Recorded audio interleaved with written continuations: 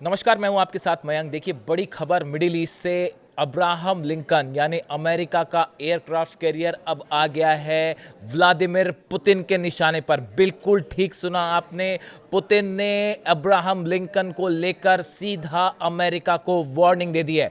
देखिए, पिछले 24 घंटे में इस तरह की खबरें आई कि अमेरिका ने अपनी जंग की तैयारी पूरी कर ली है ईरान के खिलाफ। जो एयरक्राफ्ट कैरियर है वो पहुंच चुका है, ओमान की खाड़ी में है, फारस की खाड़ी के करीब, ईरान के बिल्कुल करीब। और जितने फाइटर जेट्स हैं जॉर्डन में, कतर में, कुवैत में, वो सब अपनी लोकेशन पर पहुंच चुके हैं और किसी भी पल अमेरिका हमला कर सकता है। इस तरह की खबरें आने लगी। इसी बीच पुतिन की तरफ से एक बयान आया, रूस के विदेश मंत्री की तरफ से बयान आया और उन्होंने पुतिन का संदेश अमेरिका तक पहुंचा दिया। और वो क्या है संदेश, क्या बड़ी बातें कही पुतिन ने? देखिए, पहली बात तो ये बताई गई कि अब्राहम लिंकन के पहुंचने से पुतिन सख्त नाराज हैं, बेहद नाराज हैं। और उन्होंने डोनाल्ड ट्रंप तक ये बात साफ साफ पहुंचा दी है कि देखिए, अगर आप हमला करते हैं, पहला जो संदेश उनका कि आप ईरान को अकेला मत समझिए। भले आपने ईरान को घेर लिया हो, आपने एयरक्राफ्ट कैरियर भेज दिया, तमाम F-35 जेट्स पहुंच चुके हैं, सबमरीन पहुंच चुकी हैं, शिप्स पहुंच चुके हैं, लेकिन ईरान को अकेला समझने की गलती मत कीजिएगा। रूस मजबूती के साथ ईरान के साथ खड़ा है। यह पहला संदेश पुतिन ने दिया है डोनाल्ड ट्रंप को, और सीधा संदेश दिया। दूसरा बड़ा संदेश जो उन्होंने दिया है, उनकी तरफ से ये कहा गया, जो विदेश मंत्रालय के प्रवक्ता हैं दिमित्री पेस्कोव, इनकी तरफ से ये बात कही गई कि मिडिल ईस्ट में आज जो हालात हैं उसके लिए अमेरिका जिम्मेदार है। जो स्थिति आज बनी हुई है मिडिल ईस्ट में, जंगी हालात हैं, इसके लिए अमेरिका जिम्मेदार है। उसके अलावा जो तीसरी बात कही गई और सबसे इंपॉर्टेंट बात, कि अगर आपने हमला किया ईरान पर, अमेरिका ने अगर हमला किया, तो नतीजा होगा अनस्टॉपेबल एस्केलेशन, यानी हालात इतने बिगड़ जाएंगे कि जंग रोकना मुश्किल हो जाएगा।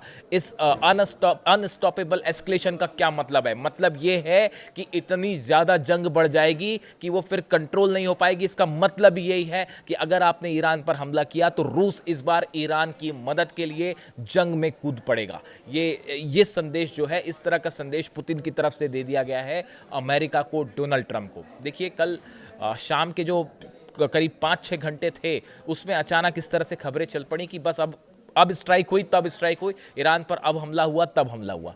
इसी बीच आप टाइमिंग देखिए, इसी बीच पुतिन का संदेश आ गया और उन्होंने कहा, एक बार सोच लीजिए हमला करने के पहले कि आप शुरुआत तो कर देंगे, लेकिन उसके बाद जो मिडिल ईस्ट में आग लगेगी आप उसको बुझा नहीं पाएंगे। अगर आप सोचते हैं कि सिर्फ पिछली बार की तरह ईरान पर हमला करेंगे और आपके फ्लाइट्स निकल जाएंगी वापस, फाइटर जेट्स, और जंग वहीं के वहीं खत्म हो जाएगी, तो ऐसा नहीं है। एक लंबी जंग छिड़ेगी और हालात इतने बिगड़ जाएंगे कि पूरा मिडिल ईस्ट जलने लगेगा।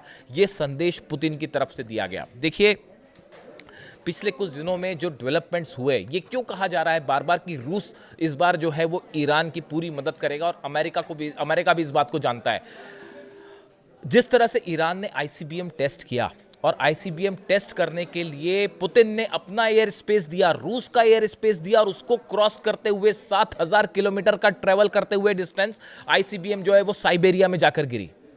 कौन सा आपने ऐसा पहला एग्जाम्पल देखा है जिसमें बताइए कि कोई एक देश एक दूसरे देश के मिसाइल को, वो भी ये कह रहा है कि पहला मिसाइल टेस्ट है? इस पर मैं अलग से वीडियो करूंगा। एक जो है, कौन सा देश किसी दूसरे देश की मिसाइल को टेस्ट करने के लिए अपनी टेरिटरी, अपना एयर स्पेस देगा? पूरे कॉन्फिडेंस के साथ रूस ने ये एयर स्पेस दिया। बताया जाता है कि ये पहला संदेश था जो पुतिन ने डोनाल्ड ट्रंप को सीधा सीधा दिया, और वो भी आईसीबीएम टेस्ट में ईरान की मदद करके, ईरान के टेस्ट में मदद करके। ये संदेश था साफ कि इस बार मिसाइल की रेंज में वॉशिंगटन और न्यूयॉर्क भी होंगे। ये मत समझिए कि आप ईरान पर हमला करेंगे और ईरान जो है वो, आप उसको वो वाला ईरान मत समझिए कि 2000 और 2500 की रेंज वाला ईरान है। ये नया ईरान है जिसकी स्ट्राइकिंग रेंज 10,000 किलोमीटर से ज्यादा है, और वो अमेरिका की मेनलैंड तक हमला कर सकता है।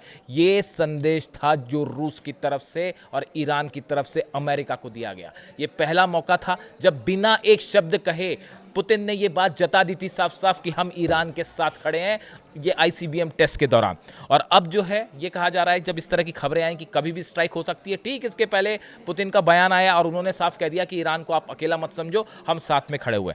अब देखिए, एक बात ये भी बताई जा रही है कि अब्राहम लिंकन एयरक्राफ्ट कैरियर जब आया, तो इस हालात पर, इन पूरे हालात पर रूस और चीन के बीच में एक बार फिर बड़ी बैठक हुई और स्ट्रेटेजिक ये तय हुई कि भाई आगे अब इसको कैसे निपटा जाएगा इन हालात में। एक तो तो स्टीव विटकॉफ हैं। स्टीव विटकॉफ जो कि करीबी हैं, डोनाल्ड ट्रंप के एनवॉय हैं, वो लगातार सबके संपर्क में हैं। वो रूस के भी संपर्क में हैं, चीन के भी संपर्क में हैं, ईरान के विदेश मंत्रालय के संपर्क में भी हैं, और लगातार एक बैकडोर से इस तरह की भी कोशिश हो रही है किसी तरह से कि भाई जंग जो है वो किसी तरह का समझौता हो जाए। लेकिन समझौता कैसा हो? जो शर्त अमेरिका ने रखी है, डोनाल्ड ट्रंप की शर्त है कि आप अपना एनरिच यूरेनियम जो है वो आपको छोड़ना पड़ेगा।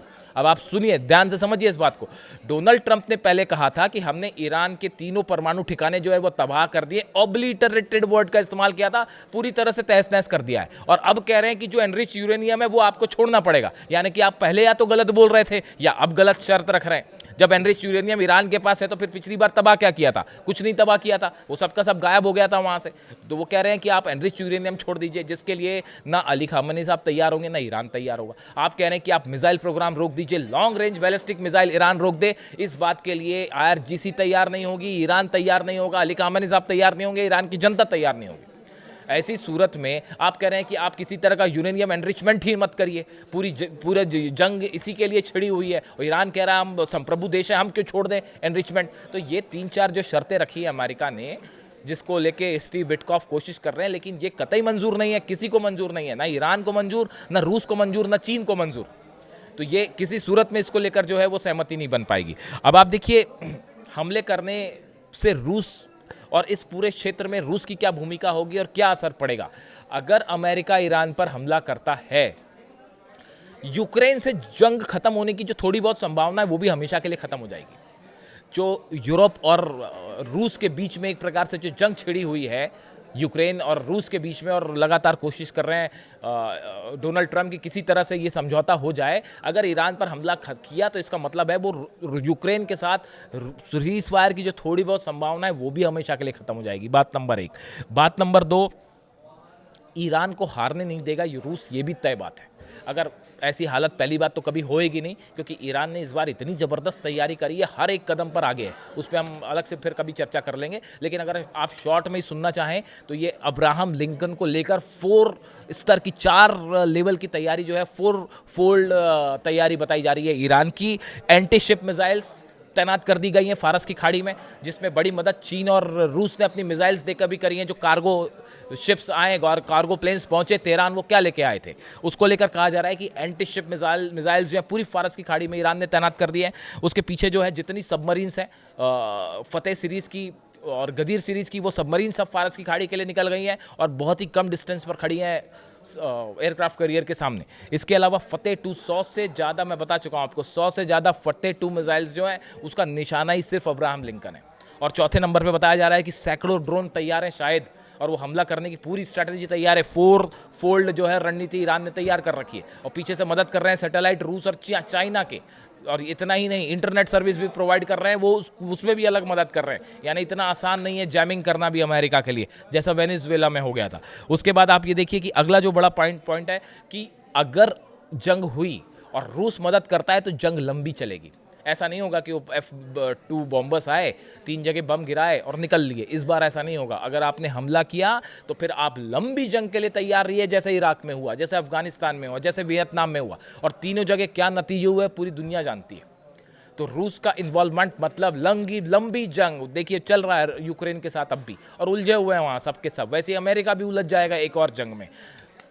चौथी बड़ी बात, अमेरिका अपने ग्राउंड ऑपरेशन के लिए तैयार नहीं है, अपने सैनिक भेजने के लिए तैयार नहीं। कैसे तैयार हो? सामने 5 लाख IRGC के सैनिक खड़े हुए हैं, सेना के IRGC के 5 लाख सैनिक खड़े हुए हैं सामने। कैसे ग्राउंड ऑपरेशन कर लोगे आप? कहाँ से ग्राउंड ऑपरेशन कर लोगे? और बिना ग्राउंड ऑपरेशन किए सत्ता परिवर्तन भी इम्पॉसिबल है, बहुत मुश्किल है। वो खुद CIA और मोसाद की रिपोर्ट्स ये बता रही हैं कि जो सत्ता परिवर्तन की कोशिश थी वो नाकाम साबित हो रही है। तो ग्राउंड ऑपरेशन किए बिना किसी देश पर कब्जा जमाना इम्पॉसिबल, असंभव सी बात है। और ईरान वैसे ही सरेंडर करने को तैयार नहीं है। ईरान ने तो अपनी इतनी लंबी तैयारी कर रखी है कि जंग शुरू हुई तो पता नहीं कहाँ कहाँ, मतलब आप ये मान के चलिए, एक्सपर्ट्स ये बता रहे हैं कि अगर हमला होता है तो आप देखिए 5-6 बेसेस तो अमेरिका के जो हैं वो उस पर इतना भीषण हमला होगा जो इतिहास में कभी नहीं हुआ, और रोकना मुश्किल हो जाएगा मिसाइल्स को। तो आप ये देखिए अलग। इसके अलावा डोनाल्ड ट्रंप के कुछ करीबी जो एडवाइजर्स हैं उन्होंने ये भी सलाह दी है कि आप फुल फ्लेजेड वॉर मत करिए, ईरान के कमांडर्स को निशाना बनाइए, जैसा पिछली बार इजराइल ने किया था। इस बार उसके लिए ईरान तैयार है, बार बार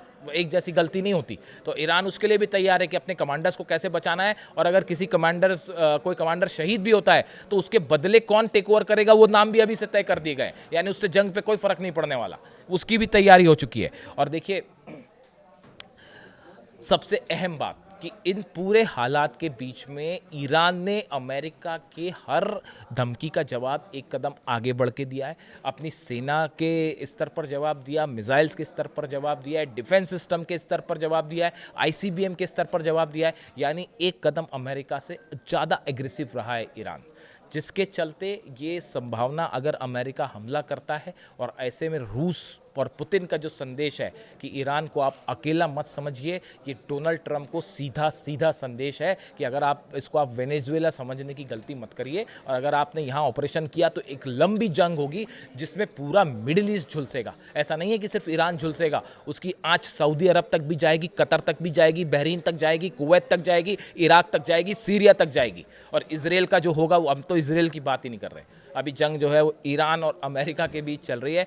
इसराइल तो अभी पीछे छूट चुका है, वो तो 2000 किलोमीटर वाली मिसाइल संभाल लेती है, यहाँ बात अब 10-10 और 7 और 10,000 वाली रेंज की बातें हो रही हैं। तो इसराइल अभी उसको आप छोड़ दीजिए, वो तो जो होगा सो होगा, वो तो उसको बड़ी कीमत चुकानी ही पड़ेगी। तो इसीलिए व्लादिमीर पुतिन का ये संदेश साफ है कि अमेरिका को कि आप हमला करना है अगर तो 10 बार सोच लीजिए, क्योंकि ईरान अकेला नहीं है, और ये बड़ा संदेश है। इससे जुड़ा जो भी अपडेट होगा आप तक पहुँचाऊँगा। Thank you so much.